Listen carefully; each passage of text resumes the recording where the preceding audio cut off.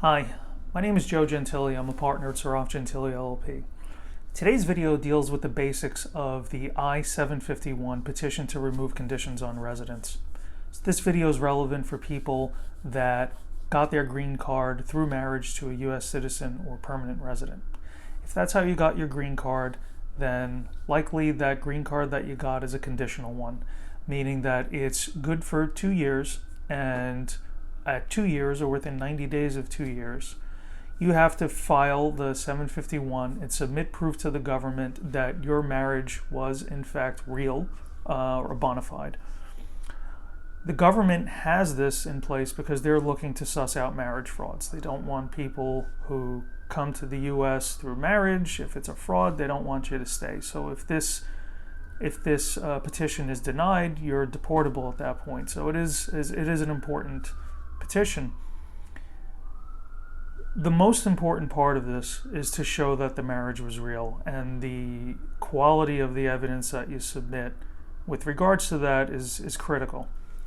You're going to want to submit evidence with your 751 showing that you have a life together. So you're going to want to show joint bank accounts.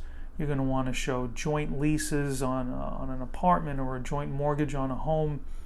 You're going to want to show joint insurance policies, joint credit cards.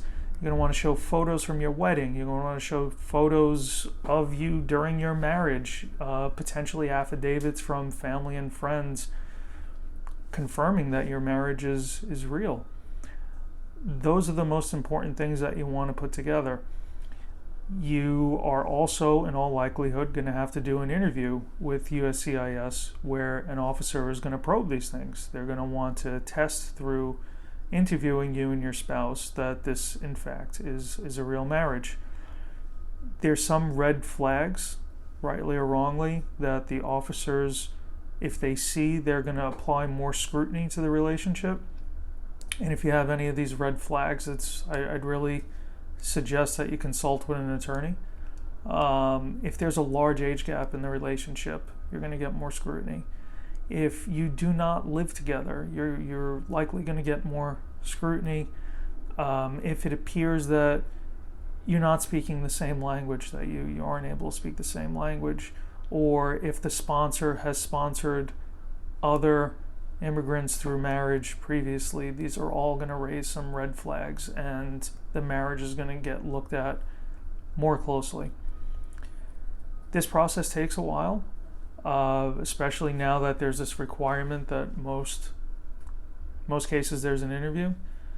So one of the things that you can do to deal with this long wait that's helpful is that you don't necessarily have to wait for the 751 to be approved to get a permanent green card before you apply for citizenship with an N-400. So if you've been married for over 3 years, you're able to apply for your citizenship while the 751 is pending, and hopefully, if all goes well, instead of having to do 2 interviews, you're going to do 1 interview or in the same day, where the 751 and the N-400 is taken care of in one shot. So that should shave some time off becoming a U.S. citizen. It's also worth noting that there are some instances where this does not have to be a joint application. For instance, if you're divorced, you can file a divorce waiver with your 751, and you could apply solo, go to the interview solo. You're still going to have to show that the marriage is bona fide, but you don't necessarily need the cooperation of your ex-spouse to do that. Another situation where you can go solo is if there's abuse in the marriage. If there's abuse in the marriage and you're able to show evidence of that, again, you could apply solo. You don't have to force an interaction and ask for a favor from your spouse to help you with it. You can go forward on your own and still get approved. Those are the basics. So if you have any questions, please feel free to contact me. Otherwise, thank you. I hope the video was helpful.